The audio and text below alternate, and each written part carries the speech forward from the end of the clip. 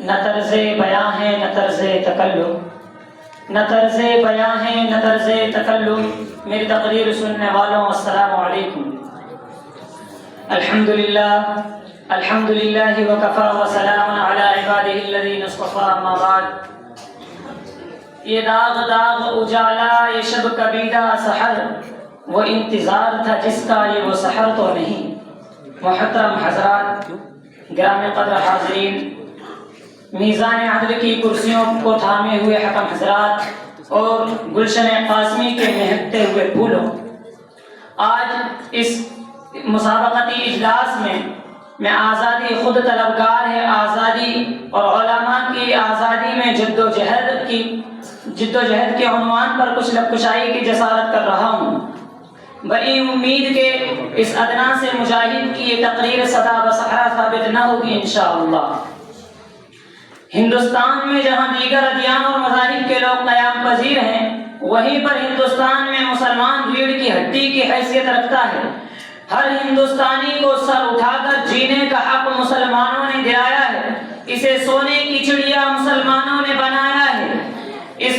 مسلمانوں نے اپنے وطن عزیز کی محبت میں ڈوب کر سب سے پہلے سینہ سپر ہو کر ہر آنے والے باطل طاقت کا مسلم علماء نے اور عوام نے مقابلہ کیا اور باطل سے یہ بات کہہ ڈالی کہ جب تک ہندوستان میں مسلمان موجود رہے گا اس وقت تک ہند کو غیروں کے حوالے نہیں کیا جا سکتا، اس لیے کہ یہ ملک ہمیں جان سے زیادہ پیارا ہے، اس کی تقدیر کو ہم نے نکھارا ہے، ہمیں نے کارگل کی چوٹی پر لہرایا ترنگا ہے۔ کیوں بھول جاتے ہو یہ بات مسلمانوں نے ہی تو کہی تھی، سارے جہاں سے اچھا ہندوستان ہمارا، سارے جہاں سے اچھا ہندوستان ہمارا، ہم بلبلے ہیں اس کی یہ گلستان ہمارا۔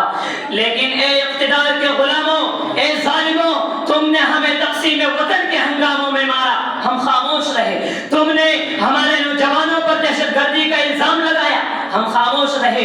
تم نے ہمارے اسلاف کی تاریخ کو مسخ کیا، ہم خاموش رہے۔ تم نے ہمارے نوجوانوں کو غدار وطن کہا، ہم خاموش رہے۔ لیکن اب سنو، ہم کو نہ ستاؤ کہ گناہگار نہیں ہیں، ہم کو نہ ستاؤ کہ گناہگار نہیں ہیں۔ یہ کس نے کہا تم سے کہ وفادار نہیں ہیں؟ ارے جب دیش نے مانگا ہے لہو ہم نے دیا ہے، جب دیش نے مانگا ہے لہو ہم نے دیا ہے، ہم فخر وطن ہیں، کوئی غدار نہیں ہیں۔ اور اگر تم یہ کہتے ہو کہ مسلمانوں نے کیا دیا تو ذرا نظر اٹھا کر دیکھو، مرکز توجہ بنا ہوا یہ لال قلعہ کس نے بنایا؟ ہندوستان کی قد و قامت کی دلیل یہ قطب مینار کس نے بنایا؟ ارے ہند کے ماتھے کا سندور یہ تاج محل کس نے بنایا؟ ہندو مسلم سکھ عیسائی اتحاد کا ثبوت دینے والا وہ چار مینار کس نے بنایا؟ لیکن کتنی بربادی مقدر میں تھی آبادی کے بعد، کتنی بربادی مقدر میں تھی آبادی کے بعد، کیا بتائیں ہم پہ کیا گزری ہے آزادی کے بعد۔ یقیناً سامعین، اسی لیے میں کہتا ہوں کہ آزادی آج بھی طلبگار ہے آزادی کی۔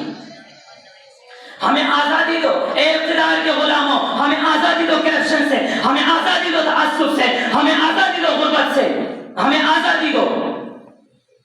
لیکن جب سے ایک چائے والے کے اچھے دن آئے ہیں اس وقت سے ہندوستان کے 20 کروڑ مسلمانوں کا جینا دو بار ہو گیا۔ کبھی مسلم ریزرویشن پر حملہ تو کبھی جمعیت علماء پریشان، کبھی علی گڑھ مسلم یونیورسٹی کے اقلیتی کردار پر حملہ۔ ایسا نہیں کہ شہر کے منظر بدل گئے، ایسا نہیں کہ شہر کے منظر بدل گئے، ارے منظر تو وہی ہے، صرف ستمگر بدل گئے۔